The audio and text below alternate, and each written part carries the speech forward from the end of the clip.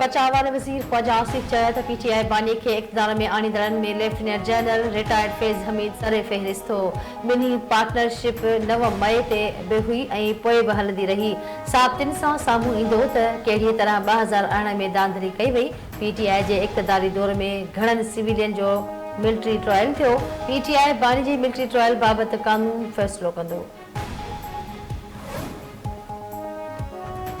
मदरसनि जा चौकीदार आहियूं।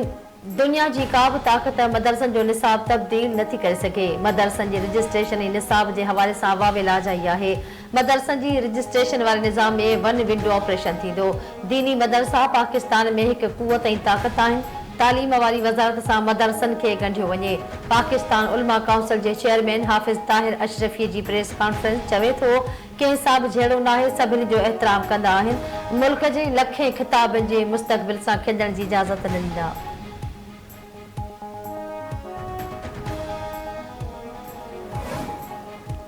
ॿीहर रस्तनि ते अचण ते मजबूर न करियो, ऐवान इंसाफ़ ॾे। रोडनि ते अवाम जो एहतजाज जमहूरियत जो हिसो आहे। पीटीआई जे कारकुननि सां ज़्यादती थी, उन्हनि ते गोलियूं हलाई वयूं।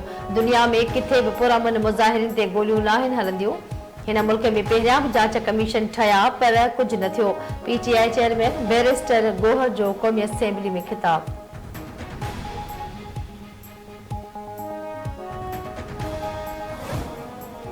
नेशनल हाईवे अथॉरिटी जे सिंध जी हाईवे सां ख़ासि दुश्मनी आहे।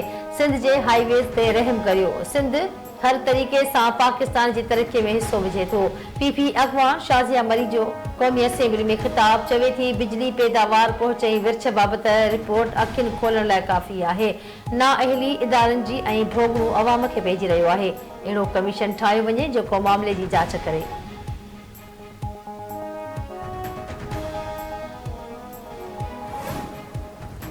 सुप्रीम कोर्ट में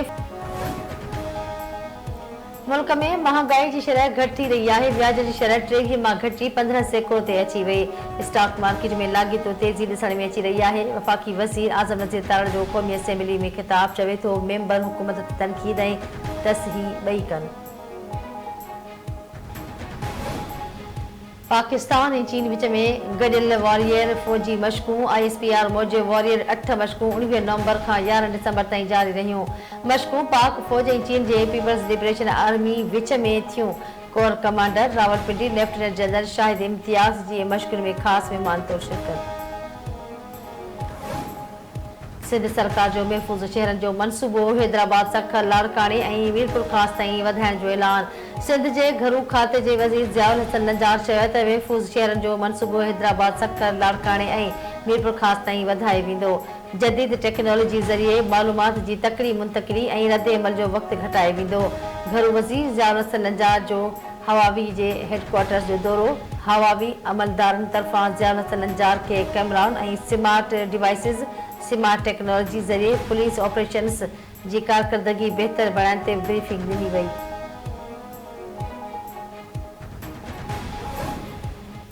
कराची के ख़राब कणक जी फ़राहमी मुलाज़िमनि ते ॾंढ लॻाइण जो फ़ैसिलो।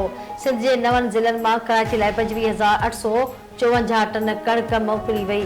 कुझु कणक ख़राब निकिती। डायरेक्टर ख़ुराक पारां लांडी ऐं पिपरीअ जे गोदामनि जे दौरे दौरान ख़राब कणक जी तस्दीक़ थी। ख़राब कणक फ़राहम कंदड़ 9 ज़िलनि जे 24 मुलाज़िमनि खे ॾंढ ओगाड़ियो वेंदो। लाड़काणे जे क़त्ल थियल नौजवान जी लाश जी ॻोल्हा लाइ कमेटी जोड़ण जो हुकुम। सिंध हाई कोर्ट में अली अहमद ब्रोही क़त्ल केस जी पाण मुरादो नोटिस दरख़्वास्त जी ॿुधणी। अदालत IG पुलिस खे हुकुम ॾिनो त नौजवान जी लाश जी ॻोल्हा लाइ DSP जी सरबराहीअ में कमेटी जोड़ी वञे। नौजवान जो लाश हथ अचण बाद जांच कमेटी DNA टेस्ट पिणु कराए। सिंध पुलिस जो फोकल पर्सन अदालत खे आगाही ॾिनी त नौजवान जी लाश खे ॻोल्हा लाइ 1 हफ़्ते अंदरि कमेटी जोड़ी वेंदी। दरख़्वास्त गुज़ार मूजिबि अली अहमद ब्रोही खे साल अॻु कारां इल्ज़ाम मणे क़त्ल करण बाद लाश अणॼातल हंधि उछलाए वियो। अफ़गानिस्तान मां घोटकी जे कचे जे ॾोहारनि लाइ स्मगलिंग थियल हथियारनि जी वॾी खेप हथ 1 औरत समेत 2 जवाबदार गिरफ़्तार। DIG सखर फैसल अब्दुल्ला चाचड़ जो चवण आहे त गुज़िरियल इदारनि जी निशानदेही ते घोटकी पुलिस वॾी कामयाबी कार्रवाई कई।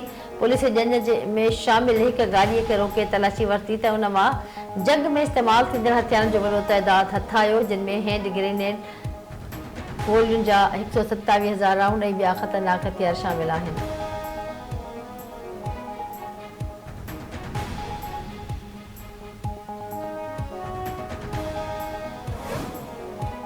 ऐं चंबड़ वेझो बाहि लॻण सबबि 20 घर अलाह तला सड़ी रख ॻोठ माणक लंजवाणी में किचिरे मां उथियल चङगाहारियुनि जा 20 कखा घर साड़े छॾिया। केतिरो ई चौपाई माल सड़ी वियो, मुतासिरनि में सोग छाइजी वियो।